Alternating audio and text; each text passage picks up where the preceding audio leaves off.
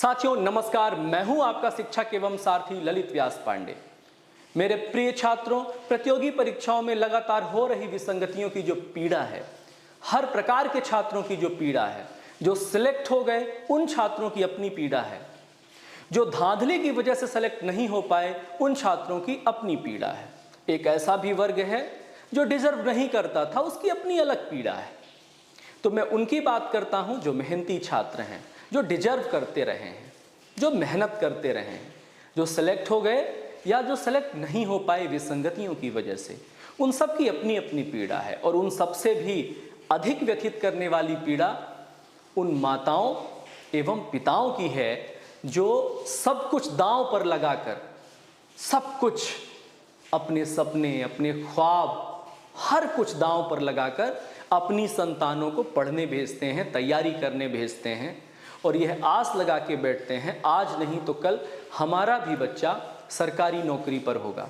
सरकारी भर्ती निकलती है, बच्चा फॉर्म भरता है, दिन रात एक करके मेहनत करता है, अच्छे अंक लाता है, लेकिन कुछ विसंगतियों से, कुछ सीटें बिक जाने की वजह से वो कुछ अंकों से बाहर हो जाता है, टूट कर बिखर जाता है वो पूरा परिवार जो इस आस में बैठा था कि इस बार उसका सिलेक्शन हो जाएगा।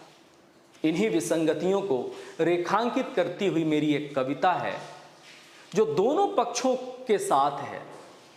मैंने आज तक डे वन से लेकर के कभी भी इस बात का समर्थन नहीं किया कि किसी भी कीमत पर परीक्षा निरस्त होनी चाहिए।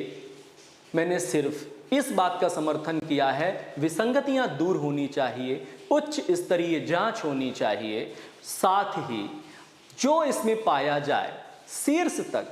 आपको सिर्फ पत्ते खंगालने से मतलब नहीं है, आप जड़ तक पहुंचिए। जो इसमें अपराधी पाया जाए उनको सख्त से सख्त सजा दीजिए और रिजल्ट रिवाइज करिए। जो बच्चे डिजर्व करते हैं उनको अंदर करिए। डॉक्यूमेंट वेरिफिकेशन में वैसे भी बहुत सारे लोग बाहर हो जाएंगे। डॉक्यूमेंट वेरिफिकेशन बहुत ही बारीकी से, पैनी नज़र से करिए। छात्रों के भविष्य का सवाल है। छात्र का भविष्य प्रदेश का भविष्य है, देश का भविष्य है। और किस पर भरोसा करेगा छात्र? शासन सत्ता आपके हाथ में है। किससे हट करेगा छात्र? शासन सत्ता आपके हाथ में है।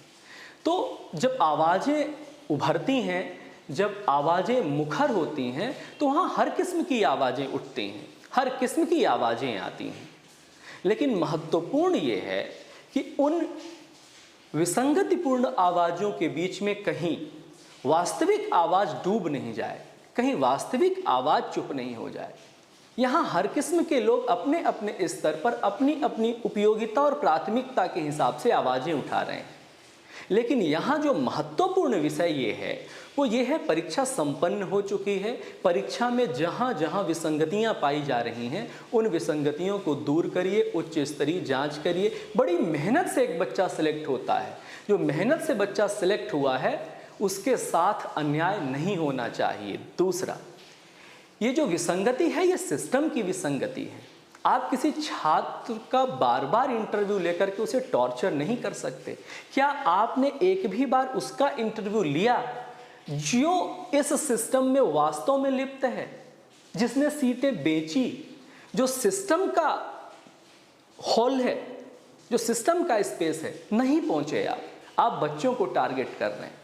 बच्चा आपके बनाई गई पैटर्न व्यवस्था के आधार पर टिक करके आया है और वो पास हो गया है। हो सकता है उसके कुछ आंसर तुक्के में लगे हों।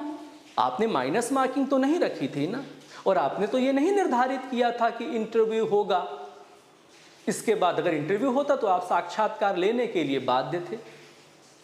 तो मेरे प्रिय मीडिया कर्मियों, मेरे सहपाठियों, मेरे सहभागियों और मेरे शिक्षा जगत के साथियों, ये भेड़ चाल की तरह चलना आप लोग बंद करिए। जेन्युइन बात करना शुरू करिए। जो मुख्य जड़ है उस तक पहुंचने की कोशिश करिए।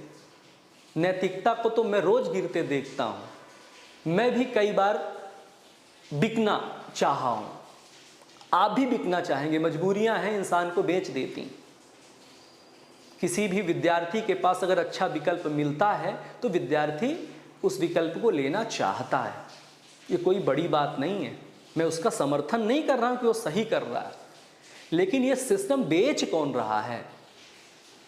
अगर कोई सामान आपको एक अच्छी कीमत पर मिल जाएगा, जो कीमत आप अफोर्ड कर सकते हैं, तो आप वो सामान खरीदना चाहेंगे क्योंकि वो ज़रूरत है आपकी। तो इसलिए यहाँ पर मैं उनको सही नहीं कह रहा कि उनने सही किया है, लेकिन हम पकड़े किसको? तो हम पकड़े उसको जो सामान बेच रहा है, क्योंकि स्टोर रूम में तो वो बैठे हुए हैं ना। जो स्टोर रूम में बैठा हुआ है उस तक पहुँचिए, उसका इंटरव्यू लीजिए, तो मैं समझूँ आप बहादुर हैं। मेरे प्रिय लल्लन टॉप के साथियों, मेरे प्रिय मीडिया कर्मियों, मेरे प्रिय शिक्षा जगत के बंधुओं, उन बच्चों के साथ सोचिए जो जेन्युइन पढ़ लिख करके सेलेक्ट हुए। उनका कोई दोष नहीं है इस पूरे प्रोपोगेंडा में, वे तो जेन्युइन पढ़ लिख करके आए हैं ना, उनका क्या दोष है? तो जो एक गैंग है जो भर्ती कैंसिल कराना चाह रही है, प्लीज़, वो गैंग तो बिल्कुल निरर्थक गैंग है, बिना पढ़ी लिखी गैंग है। वो सीरियसली कभी पढ़ते लिखते हैं नहीं, बस भर्ती कैंसिल हो जाएगी तो आपका सिलेक्शन हो जाएगा, कभी नहीं होगा। आप पढ़ेंगे लिखेंगे तो आपका सिलेक्शन होगा। एक वो गैंग जिसके साथ हमारी सहानुभूति है, जो बच्चे जेन्युइन डिज़र्व करते हैं लेकिन विसंगतियों के कारण अंदर नहीं जा पाए हैं, जो 10 नंबर 15 नंबर से बाहर हो रहे बच्चे, उन बच्चों के साथ अवश्य न्याय हो जाएगा अगर रिजल्ट रिवाइज होता है तो इसलिए मेरे प्रिय साथियों, रिजल्ट रिवाइज हो, उच्च स्तरीय जांच हो। मुख्यमंत्री जी ने कमेटी गठित भी कर दी है, लेकिन मेरा हाथ जोड़कर विनम्र निवेदन है, किसी भी कीमत पर भर्ती कैंसिल नहीं होनी चाहिए। धन्यवाद।